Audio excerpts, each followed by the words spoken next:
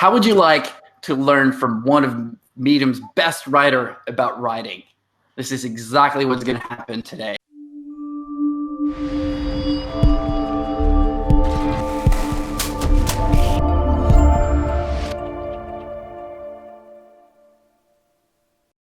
So before we start, I'm going to show you one little thing here. You see that image there, guys? So Ayo is top writer in 13 different categories on Medium, but that's not all. So top categories means he's top 50 in something, but Ayo is more than top 50 in a lot of these categories. So looking at this, he's number 1 in inspiration, number 2 in life lessons and productivity, number 3 in mental health, number 4 in self-improvement, psychology, and entrepreneurship. This is really amazing. And you would think that maybe someone like that would be down to earth, or it would be like, I love these badges of honor, but not at all. Not at all. If you look at his bio, he says, just a guy who loves to write about life. And you'll see in our discussion that he's just a guy. I'm just a guy. We're all guys. We're all normal people. So I'm really excited to have him chat with us and give us some lessons on writing, on life, and all that kind of stuff. So I hope you guys are excited as well. And Ayo, thanks for joining SkillUp Academy. Thanks for having me. How are you today? I am doing pretty well. Just moved into a new place. So kind of got to do some shopping for some knickknacks and decorations and whatnot. But getting settled, still always trying to find time to write and things like that. So feeling pretty good. Oh, you're really good at being consistent in your writing. Like even though you're moving and you've got all these things going on in your life, you're still always consistently writing. And I think that's a problem that a lot of people struggle with. And even though you've got a busy life, you figure it out all the time, it seems. Yeah, and the way that the process works, like where you can get yourself to a point where you're doing it all the time, it's really not doing all of this writing over the long haul. It's really getting kind of from here to like right here. So most people think about writing or building any kind of thing online as this super long-term journey, which it is in a sense. But what you really have to focus on in the beginning, first 3 months, first 6 months, is getting that traction right away, because 99.9% of people quit within that initial window. And actually, when you break through that beginning stage and you hit a tipping point where you have a little bit of fans, a little bit of momentum, a little bit of a habit, it's a lot easier. So I've been writing for 5 years, but the first 6 months of my writing career is probably responsible for me being able to sustain everything that's happened up until now. So really in the beginning, it is genuinely a matter of volume and consistency in the very beginning. And then you don't necessarily coast once you get past that point, but it's kind of like, it's wired into you. It's kind of like equivalent to muscle memory. It becomes second nature. It's just like working out. You have to push yourself to work out in the beginning, but then 6 months into it, you just grab your shoes and go to the gym and you don't even think about it. Yeah, I completely agree. When it becomes a habit, you really don't have to think about it anymore. You just do it. It's just instinctual in a way. And you said you've been writing for 5 years. I actually didn't know that. Were you writing for 5 years on Medium? Is Medium even 5 years old? So it's funny you bring that up. So I get a lot of emails from people and they're like, wow, you just, you write so effortlessly and you're so prolific and, it seems like things are easy for me. And I'm not going to lie, like it is easy for me to write now, but that's because I've been doing it for 5 years. So well before Medium, well before the partner program where I could earn money, I literally was writing for free. So a friend of mine, I had a tendency to write these really long, like Facebook statuses about all the things I was reading and feeling inspired and sharing it with people. And a friend of mine was like, hey man, I think you should write. I've always wanted to be a writer in the back of my mind, but a friend of mine had this website that he was starting up, and he was like, hey, why don't you just write an article for the website? And I'm like, okay. It's like, what can I write about? He's like, you write about whatever you want. And I'm like, okay. So I wrote one article, and then it like got shared on the Facebook page of the website, and like I think like 100 people, you know, liked it or whatever. And I'm like, Wow. oh wow, That's good. I was like, you know, so it was just like, wow, I got some feedback. Oh, people liked it. Like, so it felt good.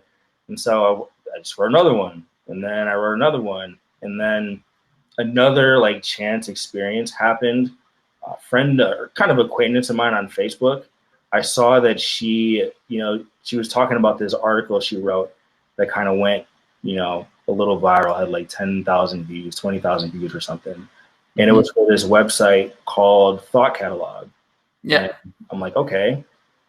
I looked at the article and I was like, okay, you know, she's decent, you know, maybe that's something I could do. And I just went to thoughtcatalog.com, and there was like a button that said, you know, submit your article. So I wrote an article. Oh, you could do that back then. Yeah. So I wrote an article and I pressed submit. I was like, they're not gonna pick it up or whatever. But then I get an email like a week later. It's like, oh, you know, we liked your article. Here it is, published link. I'm like, oh, okay. And then so I sent him another one, and then eventually one of the editors there reached out to me and like told me that he wanted to work with me one-on-one to kind of edit my articles and improve them. Mind you, I didn't get paid for any of it, but at that point it was just cool to be writing and having people read my stuff. So I basically worked with him and, you know, wrote on a daily basis and had him edit my articles for like 18 months, which is really helpful. Like I kind of stumbled upon having a mentor, somebody who knew the craft and how media works, so that helped me out quite a bit. And then, you know, as time moved on, I learned different skills. Like I figured out guest posting and finding other websites. You know, I personally took writing courses and you know, different things like that, and studied. And then I stumbled on Medium about 2-3 years ago, and then, you know, that's when things really started to pop. Like Medium is, you know, I think the best thing that happened to me and a lot of other writers, and just getting on that platform, especially early on, was beneficial. And, you know, Medium's kind of been my primary, you know, go-to since then. That's amazing. I can relate to so many things in there. I, just like you, I actually never at all aimed to be a writer. I'm a software engineer, and I was building video games, and writing was just a skill that I wanted to practice in January. And I had kind of the opposite of what you mentioned.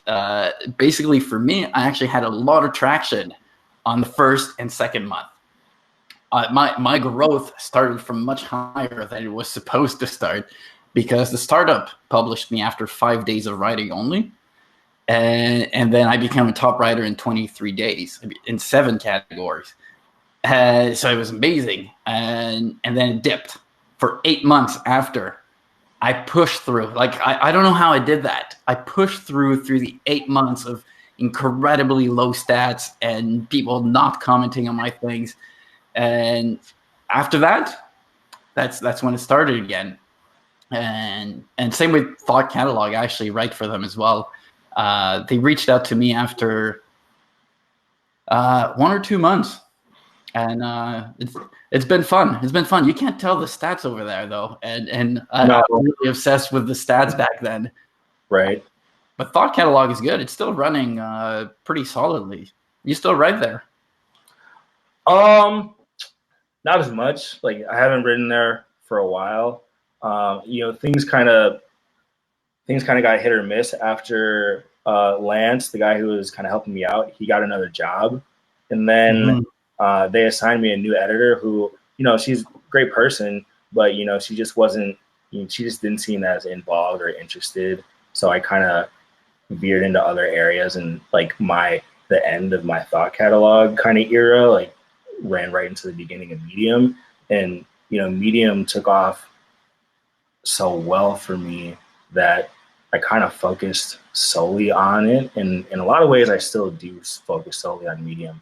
Like, I'll republish my work other places, like if I feel like it. Like, Sometimes I write on I'll post on LinkedIn or on Quora or on other websites. Sometimes people reach out to me and like ask if they can republish it. I'm like, sure.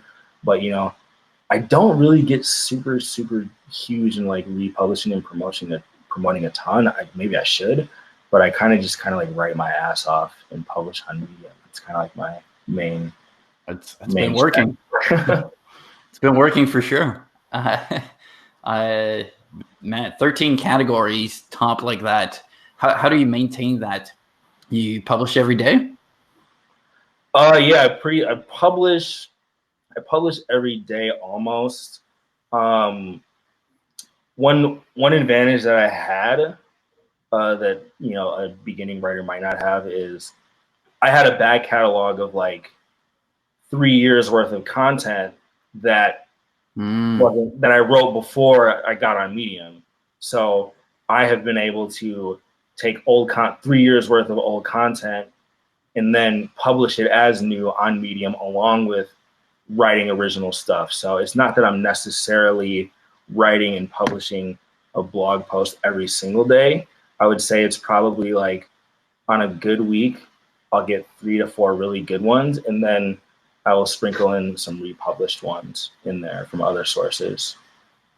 Yeah, that's a great strategy. I was reading, I think it was Tim Denning, who was writing on Saturdays a bunch of posts, and then he would trickle them, not necessarily write every day, but at least publish something every day that he wrote at a different time.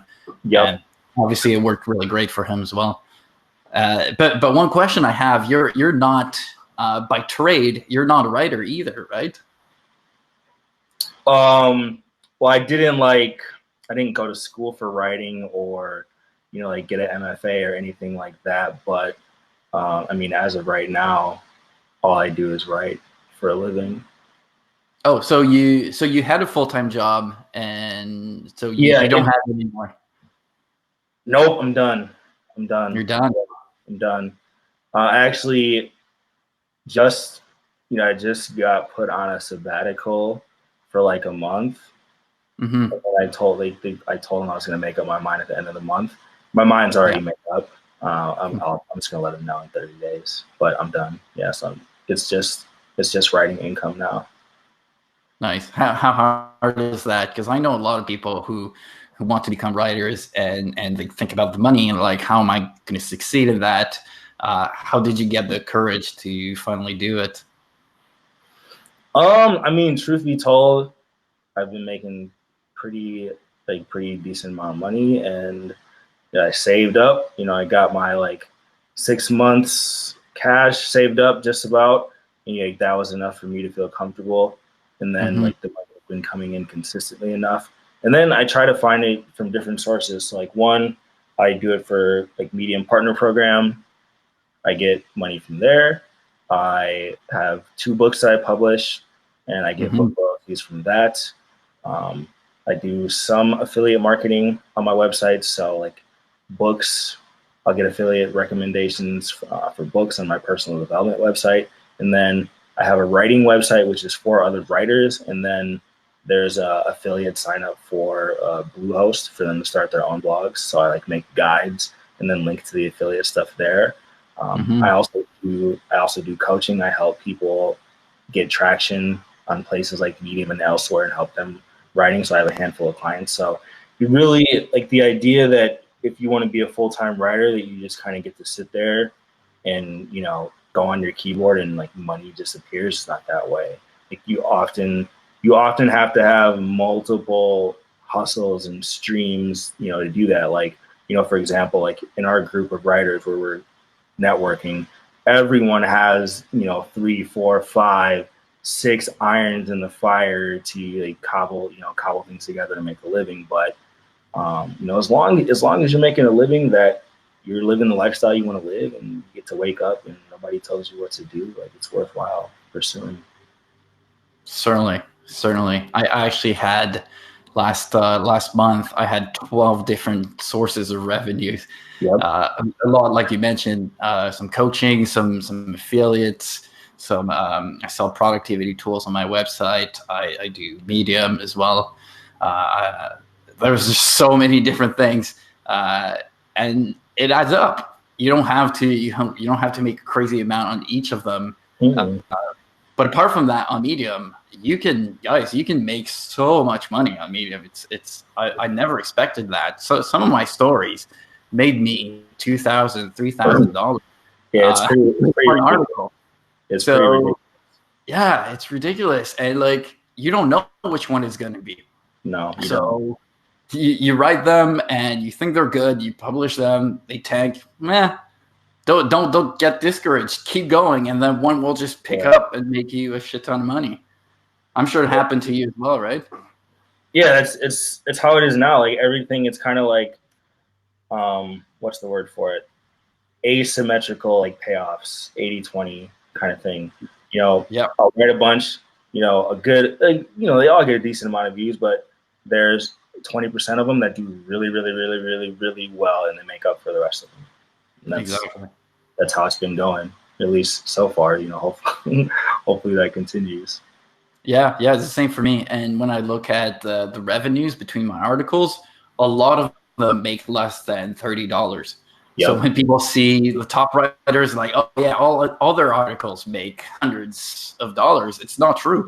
No. A lot of them make me close to like 30, even less.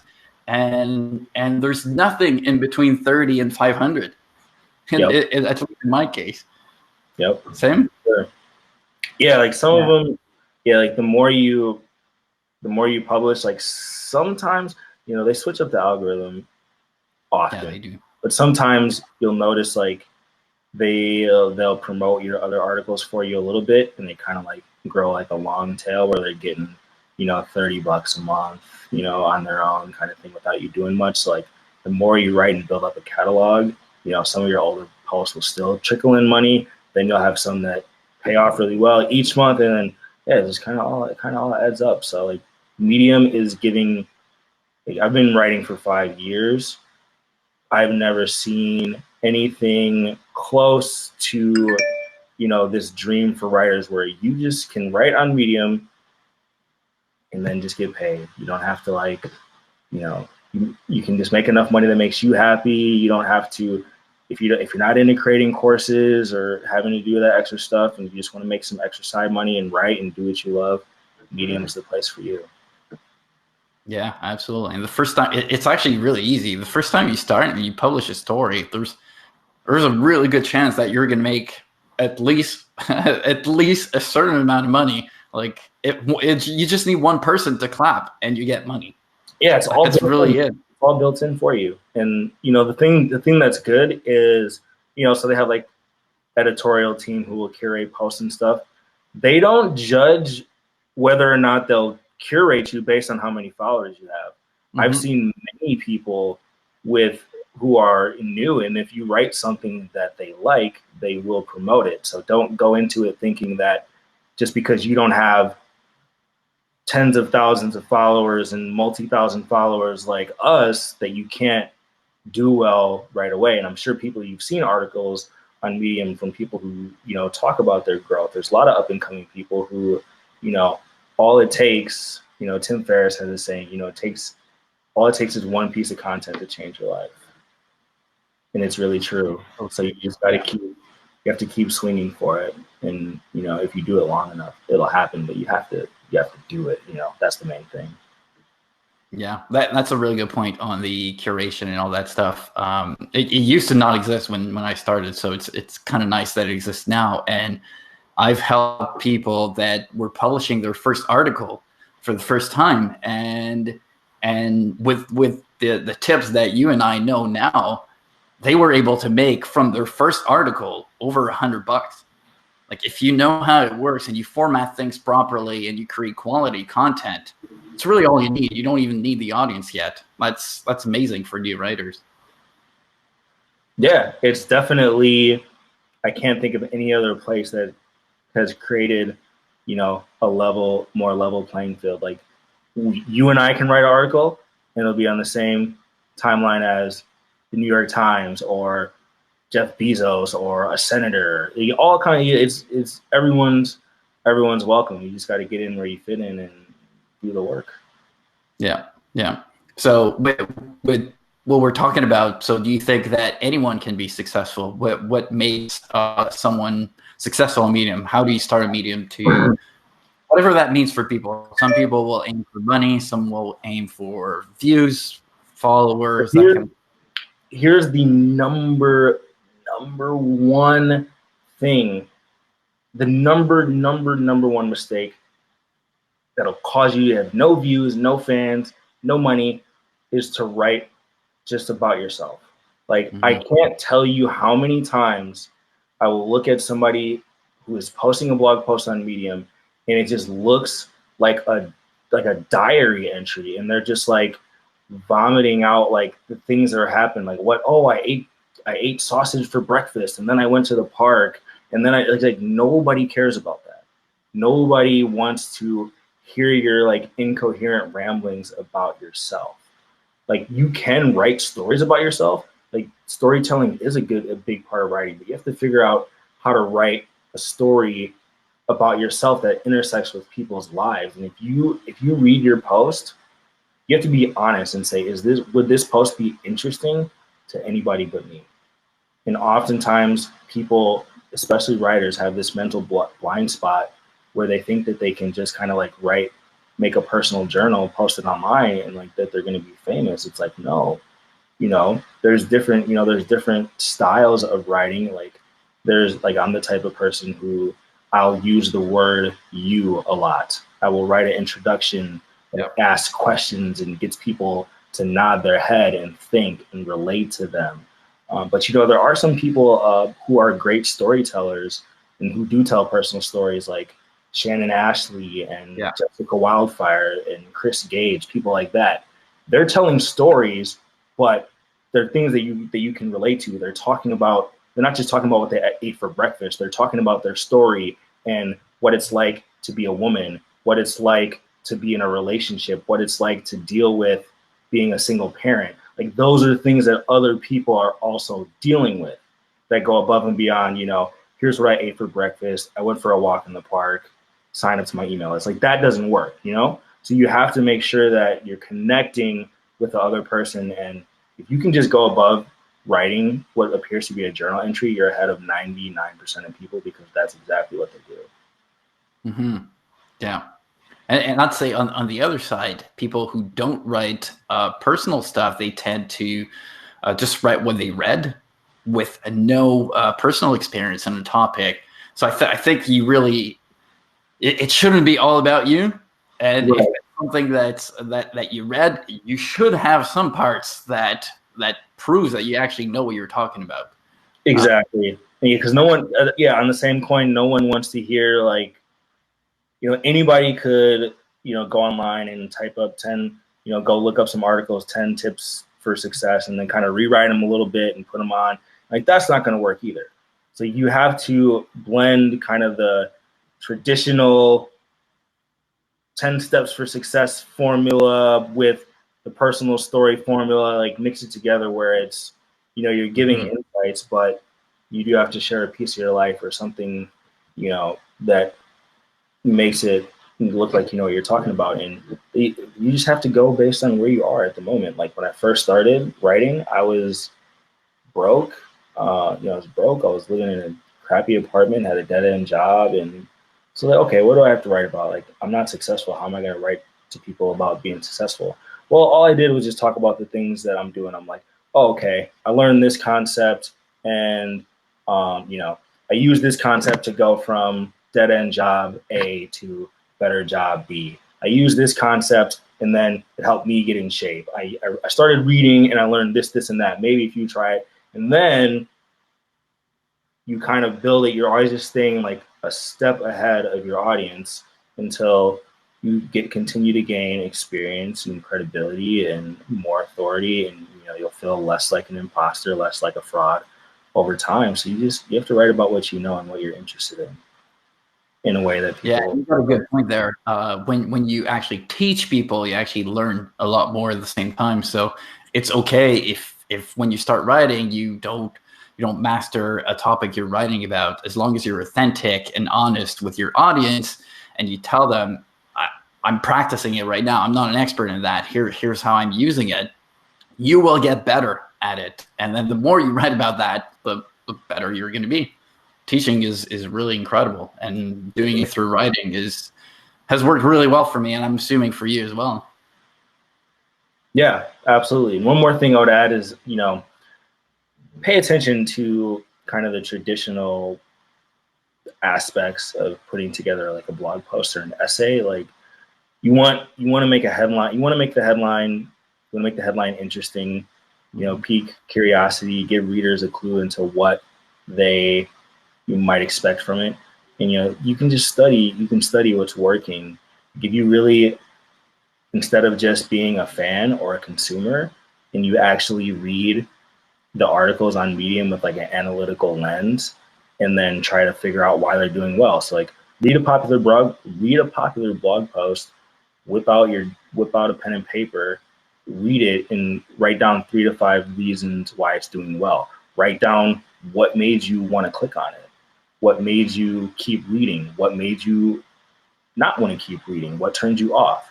Like, so becoming an observer who can actually like implement what they're doing instead of just kind of incessantly consuming content, which is what a lot of people do. You have to become a student of the game. And a lot of people, it's very interesting. A lot of people who don't have the success they want still cannot humble themselves enough to become students.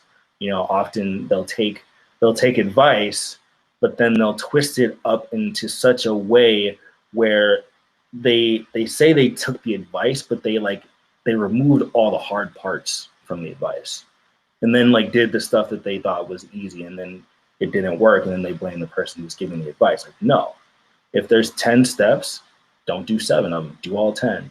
If you read an article that says this is how to practice, the part that says you have to do something for 2 hours, yes, sit your ass in the chair and do it for 2 hours. Not 2 minutes, not 20 minutes, do it for 2 hours.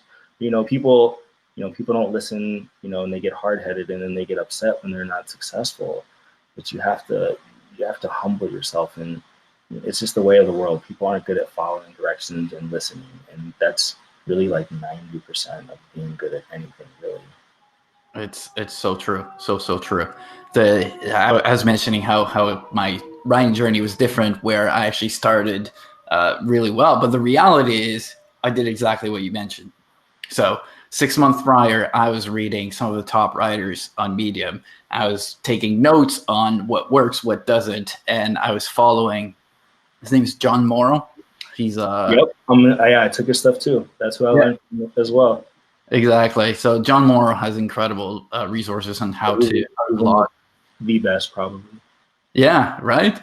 And so I studied all that before I started writing. So I guess in a way it's not that surprising that things started pretty decently. So that's incredible advice. I forgot that I did that, actually. So guys, if you want to become a top writer or just get better, this is the best way. There's so much content out there from people who have done that expertly. So just learn from them. I think it's fantastic advice. I was wondering, what would you say is the top advice in 2019 to succeed on Medium? But I would say this is probably still very relevant, right? Yeah, I mean, for Medium right now, so like I've been on the site pretty much close to the beginning, and there are just more writers on there than there were in the beginning. And you're gonna have to maintain a certain level of volume and consistency to stay relevant. Like, it ranges. Like, some people write quite a bit, like even more than I do. Maybe people like Shannon and like Shanta. Like Shanta, I think one month she posted like 83 posts or something like that. Like, you don't necessarily have to do that, but you have to stay somewhat consistent. Like I say, at the minimum, you should at least post once or twice a week. Yeah. Bare minimum once a week. Like, bi-weekly is not going to be enough. At least minimum once a week, but I'd probably say twice a week to 3 times if you can muster it. Yeah, I agree. I used to publish 7 days a week, and I realized that the quality for me wasn't completely there because I only write 1 hour a day. Yeah. If you write more than an hour a day, it's fine to publish more frequently than 7 times. So it's really hard to keep the quality really good if you only write 1 hour a day. So I decided to switch to 3, and it worked really well for me. So it really depends on your writing habits, how much you can write. But definitely, I agree with you. I'd say at least twice as well. Yeah, do what works for you. I know, like Tom Keegler in the beginning, he wrote like he would write every day, but he would just like limit it to like 500 words, so he didn't overthink it and like try to write these big, you know, complicated, like usually mine are like anywhere between like 7 to 10 minutes. Like I like to get pretty deep, but if that's not your style and you can get out 500 words, like there's people who they consistently put out 3 and 4 minute reads and they're amazing. So it's just all about figuring out what works for you and just experimenting, but you have to be consistent and just hit the publish button as often as you can. So publish in a publication for sure. I know there are some people who do well, who they just post it straight to their feed. Just for me personally, I get better traction publishing in publications. I don't know why, but Yeah. do.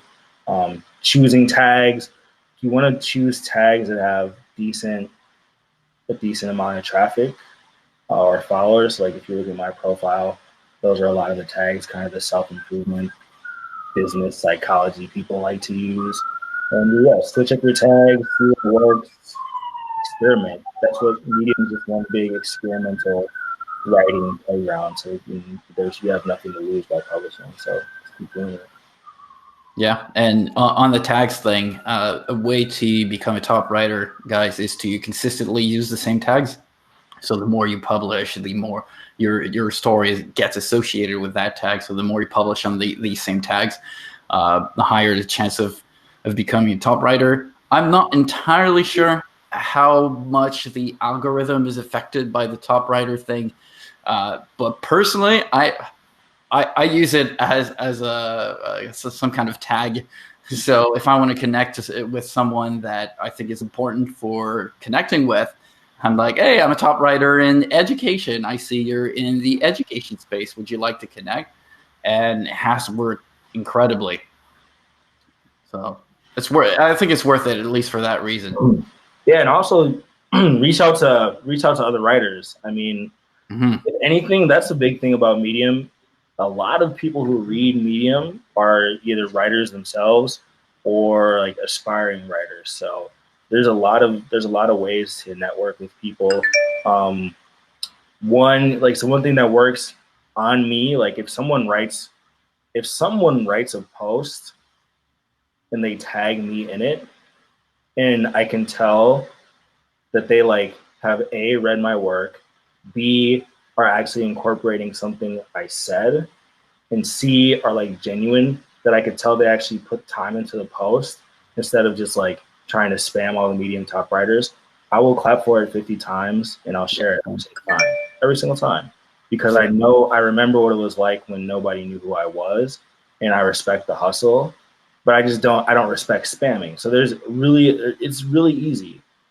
It's really easy to not be a spammer. Just take some thought, put some thought and effort into your work. If you want to tag somebody, if you want to reach out to somebody via email, don't reach out to them and ask them for something immediately. Send them a thank you note. Tell them how you did X, Y, and Z based off of their recommendations. Show them that like you even slightly cared or put some effort into it, and you'll get great feedback. But that goes back to the same thing about people not listening and following directions. Like people don't want to put effort into outreach either. You know, there's an attitude.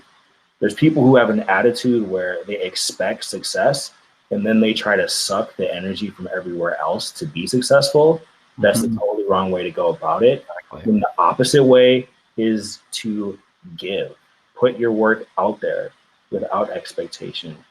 Reach out to people because you actually like them. You actually like their stuff. Like you're not trying to get something out of them. Show love to the game and be a student of the game, and the game will reward you. It's not that hard, guys.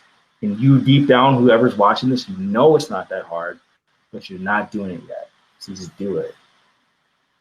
I love this. I so completely agree. I've made incredible connections through Medium, through reaching out to people, and I'm guessing part of the success that I have is because I did that, because I was giving to the community, to the people that I liked, and a lot of times they wouldn't necessarily reply to me, but it's okay. I kept going. They inspired me. Why wouldn't I just thank them for it, right? Yeah, sometimes people are just busy, man. It's like I'm not some big A-list anything like that, but like sometimes it just gets lost in the shuffle, man. It's nothing It really does, yeah. it's nothing personal at all. So if you if you tactfully follow up like once, yeah, that works. Like I have people who will say, "Hey, I want you to join this online summit," and I'm like, "Okay, but yeah, just follow up with me because like I'm kind of scatterbrained and forgetful." So like if I already kind of acknowledged you, like you can follow up with me, but like don't follow up with me like 3-4 times and then be like, "Oh, I haven't heard from you. I expect you like what? Yeah, I don't owe you a response, right?" So you got to be. People know how to be. People know deep down how to be. But then you just kind of get it's kind of like ego and because what your ego does. Yeah, I realize the reason why people sabotage themselves and they kind of do things that they know aren't going to work, like send spammy emails or half try, is because you protect yourself from actually doing it and then it not working. See, that's what you're really afraid of. That's what hurts the most. Like if you actually gave it your all and then you still fail, that does actually feel bad. So people will self-sabotage in order to avoid that and kind of construct this reality in their head where they still have potential and they still kind of think they can succeed. They're not really going anywhere, but at least they don't face that devastating blow of trying hard and failing it. You have to. I'll tell a story. One time I created an email course, like this motivation email course, 30 emails. I spent like a month on it, launched it to my email list. So you created it before? Yeah, I created an email course and I launched it to my email list. Okay. I got 0 sales, no sales, none. It happened. It hurts so bad. I wanted to cry, quit, but I let myself be a little hurt for like a week, right? And I was like, okay, see what else is out there, and just kept going. Yeah, guys, this is such an important lesson right there. Like Ayo mentions that he put all that time and effort and 0 people. The same happens to me all the time. A lot of people see us as top writers, or they think that everything we do turns to gold. It's so not true. Same seems happening with Anthony Moore. I remember one of his emails. He launched the course, and he said basically crickets, crickets. But Anthony Moore is an excellent writer. He's got excellent lessons, and it happens, guys. And the people that keep going, like Ayo, me, or Anthony Moore, eventually there's something that works, and we just keep going. It's just the persistence is necessary, and you will fail. And it's the people who bring themselves back up that eventually succeed. Yeah, I mean, it's the cliche way to look at it, but it's like, dude, it's your life. Like, it's your life.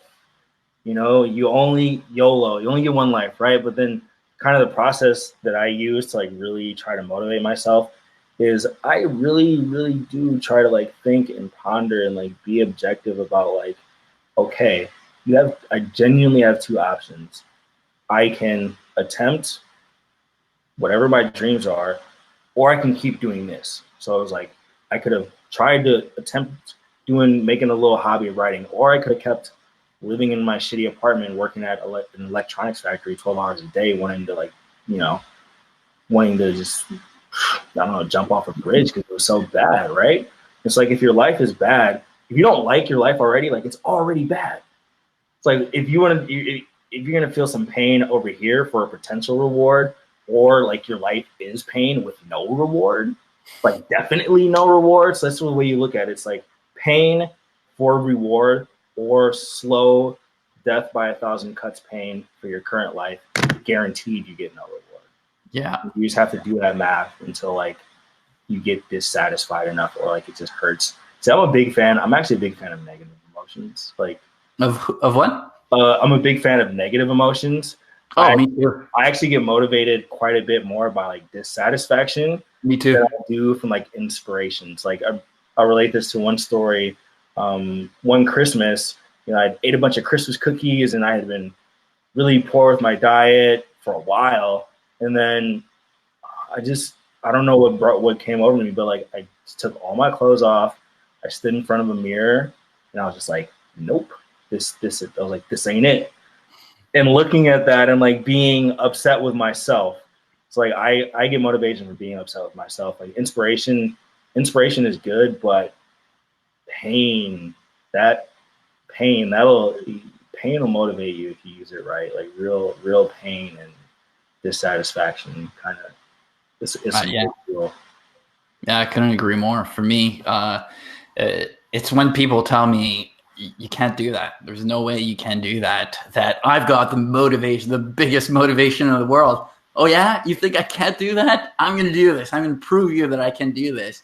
And the first time I can remember when it actually happened, I think that was the first time I was playing video games on the couch. So I'm a big video game guy.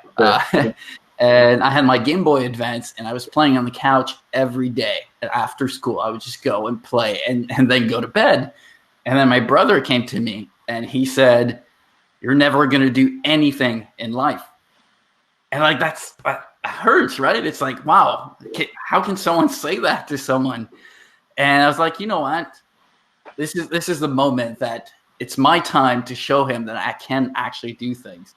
And things went well afterwards. I started to do more things because someone told me I couldn't do something.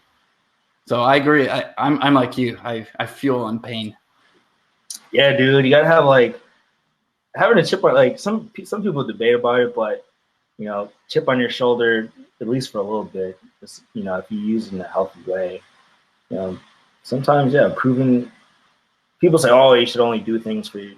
Only do things for yourself. Don't care about. We all care about other people's opinions. We're human beings. Like we all care about other people's opinions. So like the way that I always look at it is use reality to your advantage. Like, all right, if you care about other people's opinions, then go hide in a hole until you're successful. Pop out and then everybody have a good opinion of you. If you're jealous of somebody, all right, you're jealous. Figure out what they were doing to be successful, and then go do that same stuff. I get jealous of people all the time, but then instead of just leaving it at jealousy, I'm like, oh no, I'm gonna figure out how you did that, and then I'm gonna do it too. So Who are you jealous of? Man, there's people who are just like bigger income levels than me, bigger status than me. So there's people like like Ryan Holiday. He was actually somebody I read in the very beginning. Like I read a lot of his stuff. I'm jealous of how good of a writer. He's a really, really good writer. Yeah, he's solid. I don't, and it's not like a bad thing. Like I'm a huge fan of his, and I look at his work, and it gives me another bar to reach. So him, James Altucher, he's just my favorite. He's just my favorite writer. Like the way he tells stories, and the way that he's like, the guy is like, second coming of like Bukowski. Like his writing is so good. And so like then I look up to him and try to figure out how he interweaves his stories, and I try to use that to be a little bit more vulnerable and things like that. So I'm always just looking up. I'm just looking up, James is onto something. Yeah, James has jumped the shark a little bit. I'm just talking. Yeah, back in the day when he was like mostly writing, I looked up to him quite a bit.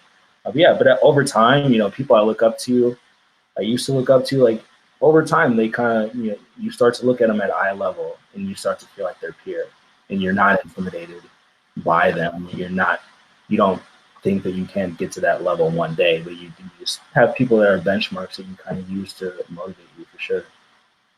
Yeah, yeah. I like the idea of turning the people you're jealous of into fans. Like you're fans of them. You want to understand how they do things instead of Yep. hating hating the person because he's better than you or she's better than you. You learn how to do it and you become a fan. I love this. What's next for you? So you quit your job. You're now doing full time. You've got 6 different sources of income. You already have 2 books. What's next? I'm working on book 3 right now. Nice. Getting ready to send that off to like a professional editor in a couple weeks. That one, tentative title. I haven't decided the title yet, but it's Real Help is the tentative title. And basically, it's going to be a full, coherent kind of flagship book with everything I know about self-improvement and just all of the BS stripped out of it. It's like the more I write, the more I'm just trying to be as blunt, honest, nuanced, non-clickbaity, realistic, and inspirational at the same time. And like a lot of readers have been commenting that my writing is kind of like a gentle slap in the face, so that's like the kind of vibe I'm trying to get. So I'm working on that for the book. And then, I'll have different courses and coaching and products coming out, trying to help other writers, collaborating with other people, new projects going, just networking with you and some other people. Gentle slap kicking in. So confrontational writing I do sometimes, all different stuff, but I'm basically just really trying to master the craft of writing, consistently put out books, and then really working on becoming a better teacher and trying to teach people skills that are replicatable. So like what I don't want to do is give you a formula that only worked because it worked for me or that I got lucky. So I'm trying to distill like what are the core things that consistently work for writers over time and share those insights, because I don't believe in the last thing I ever want to do is be like one of these scammy people who just like create courses just to make money and like regurgitate. Like that's not what I'm about. Yeah. If it takes me a little longer to like put together quality stuff, and so be it. But I'm actually just trying to I care about my craft and my reputation as somebody who's trying to share real value. So I'm just going to try to do that as much as possible. And definitely with this free time, I'm going to try to interact with fans more, connect more, reply to my comments more, like get involved more, and just kind of utilize, my full days now that I have them. Nice. The reason I haven't done any courses, I actually have done a course which I've never released, is it was a short one. But the reason I haven't done that is because there's a lot of people that do that. A lot of people now do courses, and they're not really qualified for putting content. They instead of guiding people, they direct people on things that they learn. So I've been put off by that mentality that people do that. I feel like the students also feel that as well. And I don't want people to think that the product that I'm going to put is going to be on the same quality level. And I haven't figured out a way yet on how to show people that, no, it's more than what you're used to. But yeah, that's why I think coaching has gone well for me, because with coaching, like my skin's in the game, right? So like I'm not just I'm not just like, here, pay $2,000 for my course and then like bye, see you later. Like no, if I'm a coach, like I have to show up literally, virtually, face to face with you, and I have to be responsible for your success. So that cuts out a lot of BS that comes through the courses, because selling courses doesn't have that built-in responsibility like being a coach does. And so I'm trying to work, I'm trying to figure out something to be maybe more scalable, like where I can help more people without it having to be like, oh, here's my course, goodbye. So like maybe that's something where maybe it's just like a small groups of people, like I help a little bit at a time or anything like that. But yeah, I don't know. I haven't delved too deeply into coaching other people yet. Like I work with a handful of people.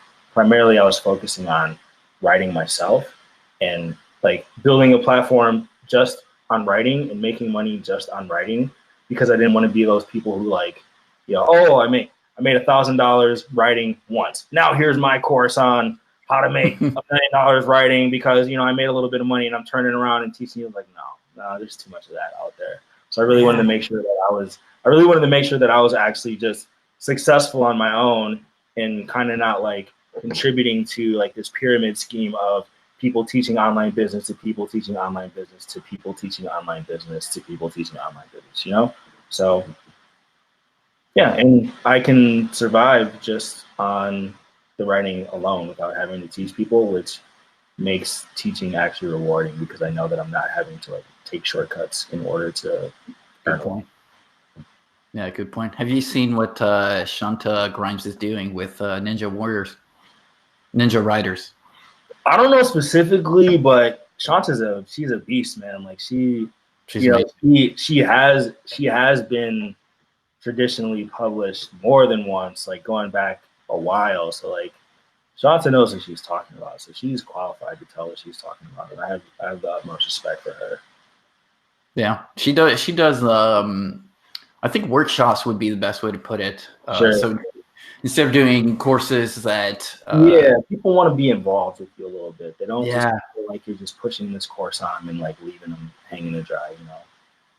Yeah, and I think that I looked at the curriculum and basically she was taking people's stories, like real stories that people have crafted, and they help them through a workshop to teach them how to make it better, like live. I think this is a fantastic idea. Yeah, teardowns, yeah, those are great.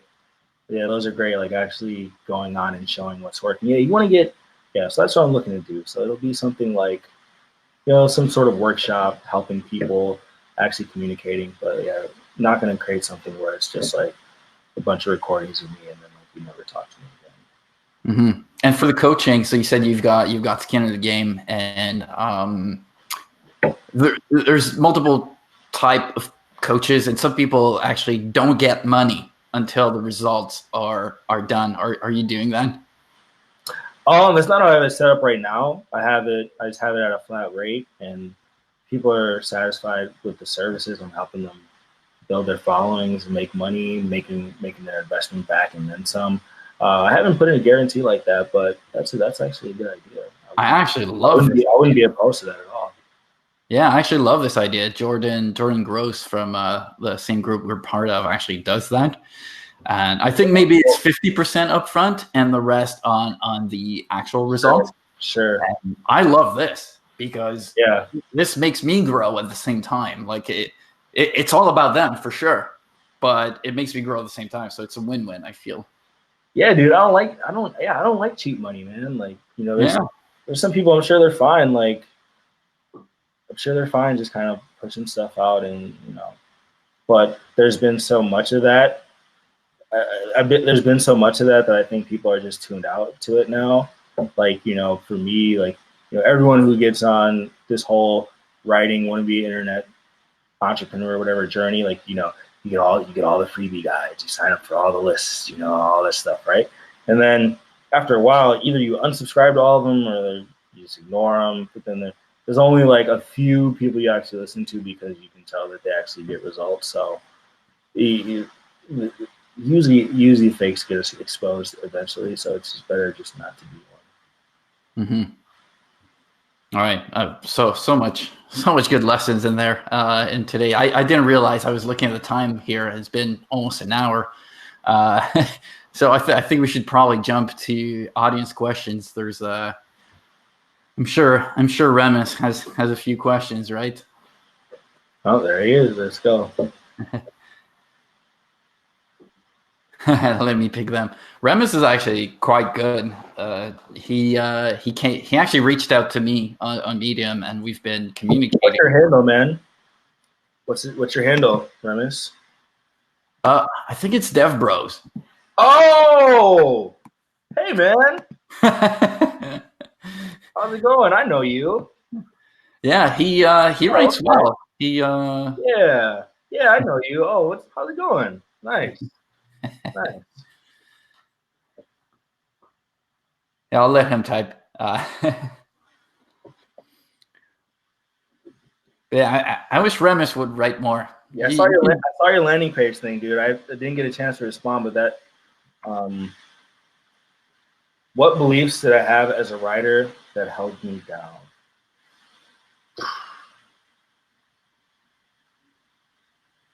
Well, I mean, I guess it comes back to that, like, that imposter syndrome thing a little bit. Kind of especially in the beginning, you're kind of like, who am I? Like, who am I giving self-improvement tips? Like, I ain't shit. What am I talking about, right? But then you kind of have to, so I just kept it measured and just only talked about it. So I would just like, I would read a book, right?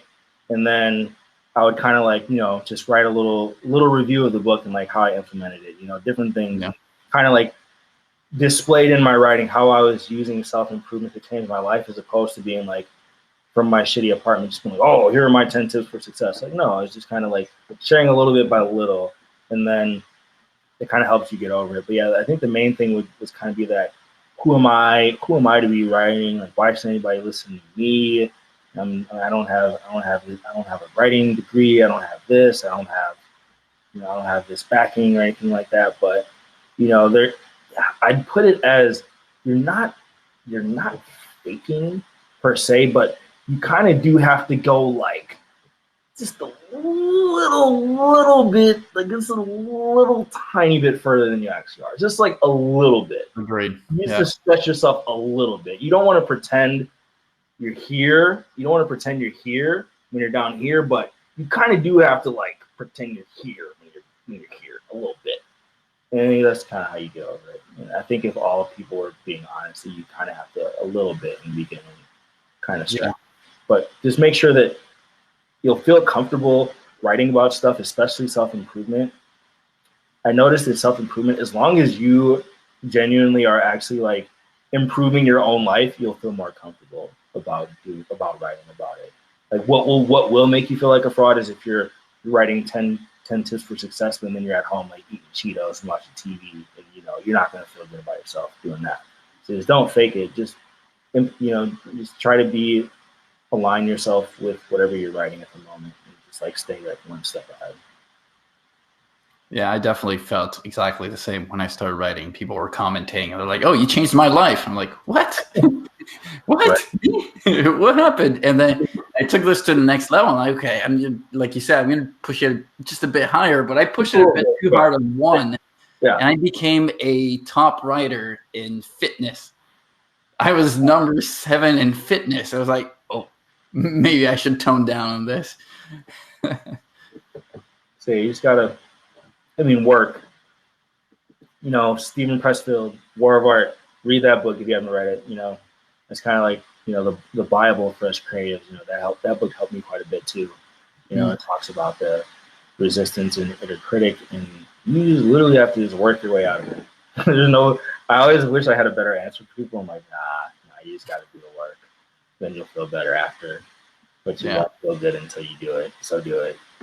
But smart work, though, as you said, like you got to analyze what other people are doing and take notes and reflect on that. So it's not just you need to put the work, but the work needs to be pretty smart. Yeah, there are people who like come out. That's like the people who come out swinging. Those are the ones who had studied. So I don't know if you guys are familiar with Z. Oh yeah, he's a good friend. So what he did, he had a post that went viral, but he spent months studying how to construct a viral blog post before he published it. So it went viral, which there is an element of luck in virality, but he did that shit on purpose. Yeah, he's a king at that. He deconstructs everything to the smallest detail, for sure. Yep. So that's what you got to do. Analyze. Don't just be. A lot of people just consume. Goes one in one ear, not the other. No, consume with the intent to emulate, remix, implement what you see, and then you'll be successful. Yeah. Yeah, what you learn from lectures, you basically only retain 5% of it, and through reading, it's a bit more. It's 10%. There are techniques, recollection techniques, that allows you to retain a lot more. I did a talk on that as well, but most people basically just retain that 5% or that 10% because they listen and don't act on it. Yep. putting it into practice is going to make the world of difference for you. Yeah. Any other questions? I'm sure Remus has more questions.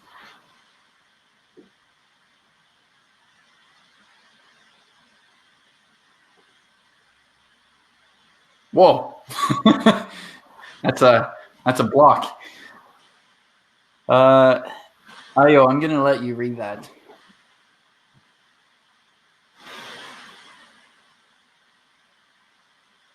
And the chat is not being recorded, so before answering, he's asking me if I have if I would find a bigger passion than writing.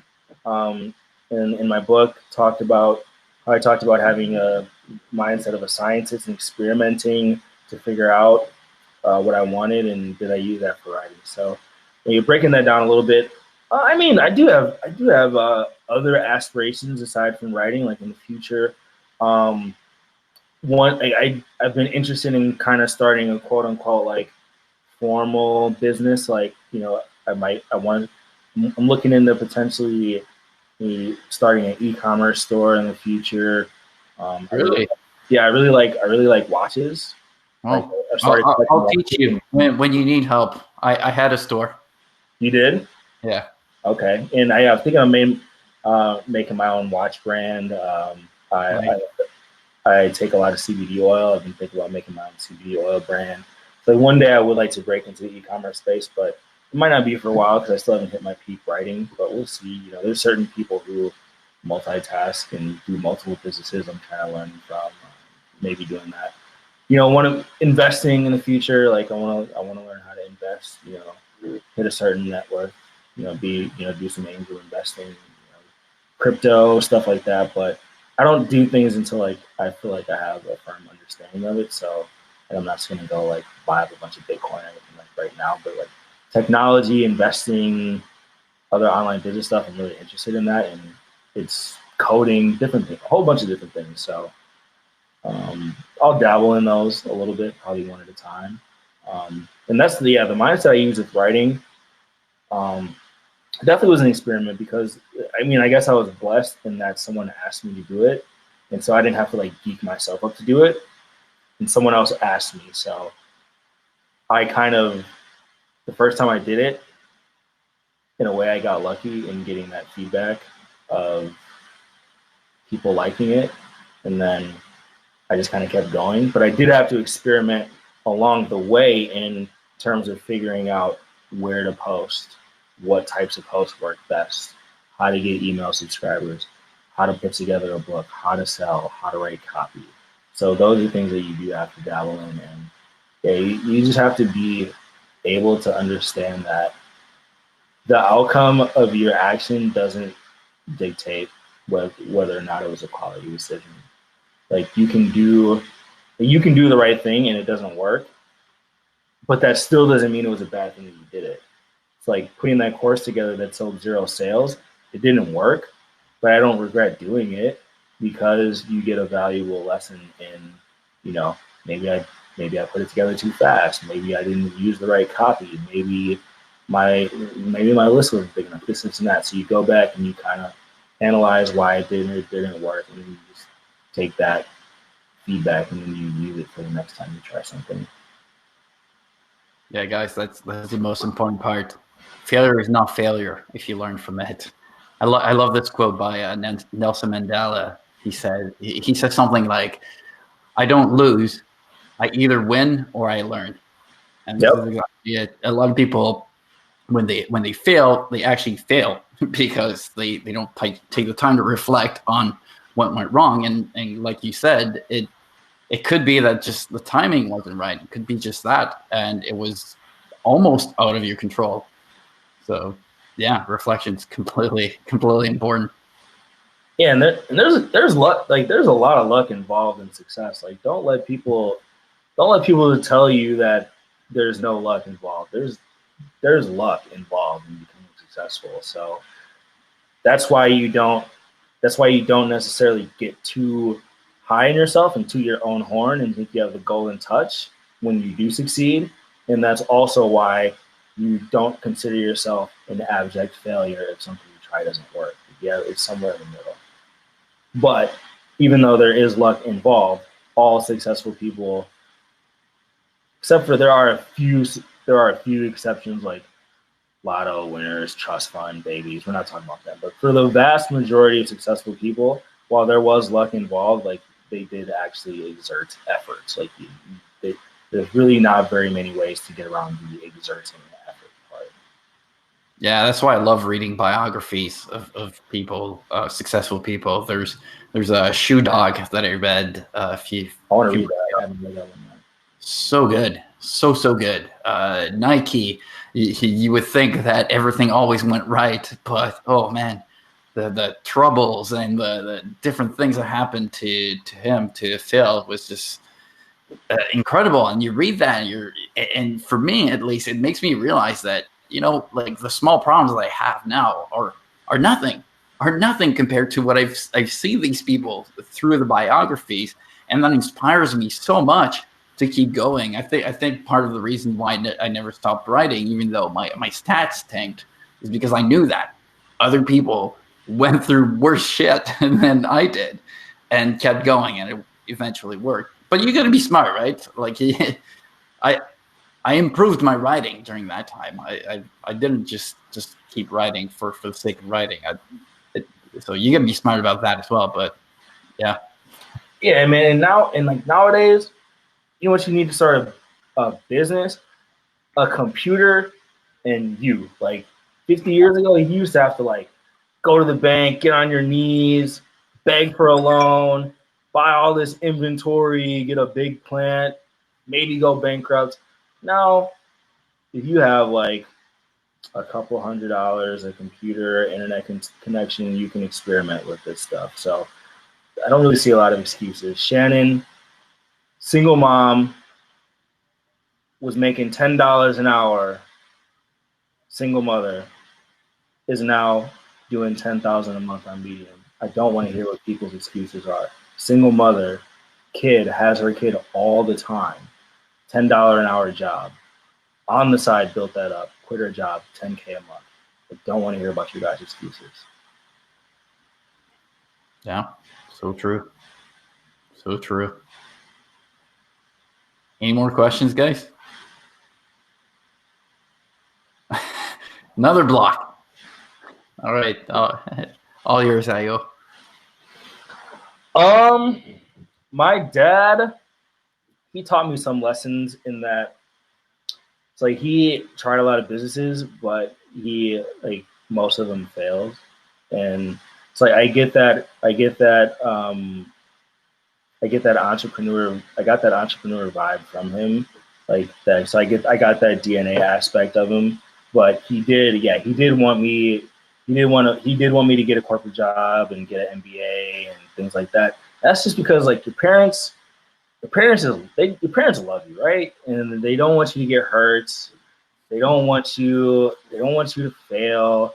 They don't want you, maybe he was projecting, is he projecting his failures onto me? Maybe he thought that he didn't do it. He didn't want me to go through the same problems. But your parents just love you and they want you to be safe. And they want you to do the right thing so that, because in a way, you're an extension of your parents. They see themselves in you and they just want you to be okay and do the right things and like do what they want you to do. Like at the end of the day, you just got to take the good and bad from your parents. Like you can learn lessons for them, but they don't have to dictate, they don't have to dictate your life. And yeah, for me, I just look at life like an adventure. Like what's the worst that's going to happen? I'll lose some money. Yeah. I'll be, maybe I'll go broke. Okay. I'll still scrounge up some ramen noodles if I have to, whatever. What doesn't kill you makes you stronger, right? So that's just the way I look at it. Yeah. I love this. What doesn't kill you makes you, yeah. That in one way, that's pretty much what I like about learning new skills all the time, is that, if something happens, I know I'm adaptable. I know I can start doing other things. And nowadays I can get paid doing software engineering, producing video games, taking photos, like doing photography and writing. And that's comforting to know that I can actually experiment. And if something fails, I can always fall through on the other things that I know already works for me.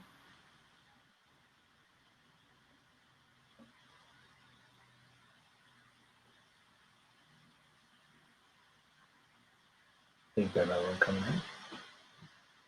Yeah, and it's been an hour and 15 minutes, so this is going to be the last question. I really love this conversation. I think there's a lot to learn, and it's interesting to see how the lessons you learn are pretty similar to the lessons I learned as well. So that confirms that what we're talking about. Yeah, I mean, come on, like, it's the lessons of life. These things date back. You can read the Bible. You know, it doesn't even, whether or not you're religious. You know, this little thing: be nice to people, don't kill people, don't steal. You know, the Stoics, philosophers. All this human nature, patterns of history, success, failure. It's all been covered before, right? That's it. We know the lessons, and it's really just about implementing the lessons. And then if you're sharing those insights, you just add your own personal touch. You know, and that's all. That's all the evolution of knowledge is just people adding small increments and, you know, standing on the shoulders of people before them. It's not really that complicated. For sure. I was reading one of my favorite books is Think and Grow Rich by Napoleon Hill. And it's crazy. This book is 80 years old, but I was reading that and I was like, no, these are the problems that we're facing today. Man. It's ridiculous how nothing changed except for the part where he talks about radio being the big thing. Yeah. But apart from that, the tech changes, but not the underlying human nature has not changed much over time. Yeah. Marketing and sales at its core hasn't changed much over time. Self-improvement at its core, personal finance, all that stuff at its core hasn't changed. The medium has changed, but the message is still the same. Yeah. All right. Oh, last question. Oh, that's a tough one for the last. My number one philosophy in life is understand how the world works instead of the way you think it should work. You know, so there's people who think life is inherently cruel and unfair and unkind, both from the institutions of our society to the people in it to human nature and social dynamics and all of that. But it's much easier to just operate within that frame and just figure out the best way to be successful on your own than to wait for utopia to come, because it's not coming. Like I'm telling people right now, you can put all the picket signs up you want, but this perfect scenario where the life you want is handed to you is never going to happen. Like it's just not going to happen. And read 48 Laws of Power or a book like that, where it's just like this cold Machiavellian, like rational look at the way people and society actually is. If you can actually just accept the way things are and resolve yourself to like navigate it properly, you'll be much better off than people who A, complain, which gets them nowhere, B, fail to understand the realities of life, and then get gut punched and surprised when things happen based on human nature that you would have saw coming if you understood it, and C, just relying on someone else to fix your life for you or putting your life in someone else's hands. Like you love you the most. You love you more than anyone else. You should trust yourself more than anyone else. So why not put the power in yourself? Like who's gonna care for you more than you? It's beautiful. Beautiful. There's one of my favorite studies was by two groups of people, and one group was people who consider themselves unlucky, and the other group was people who consider themselves lucky. So mindset, right? And the The study was basically the people, all of them had to count the number of photos that were in a newspaper. And the unlucky people took a long time. I don't remember exactly how long it took, but the lucky people, it took about a minute, less than that, to count them all. And the reason was, in the second paragraph, it says, "No need to count. There are 13 photos in the newspaper." And the unlucky people were just unaware of it. They just, "Oh, I'm not lucky.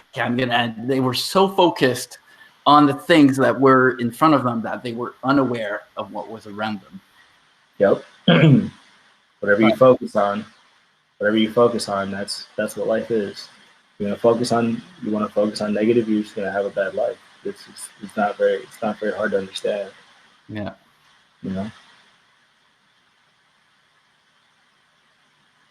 Are you open for a call somewhere in the foreseeable future?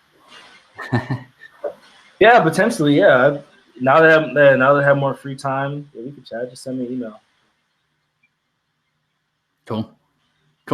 All right. Anything else to add, Ayo? No, sorry. I hear my phone going off in the background. Don't want to mess up the audio, but nothing else to add, really. Thanks everybody who showed up, everybody who's seeing this. I hope you guys get some value out of it, and yeah, that's about it. All right. Thanks for joining. That was incredible lessons, both on writing and on life, because there's so much more to writing, and I mean, it's a part of life. Writing is part of life, and the lessons that we learn apply both for writing and any other skill that you want to learn. So it's nice to hear someone that's positive like that. That basically, I love the way you share your stories, and I feel like it's really inspiring. And I think that people watching this, both live and the recording of it, I think will be inspired by that. So thanks so much. Thanks for having me. All right, guys, this was SkillUp Academy, and we'll see you next week.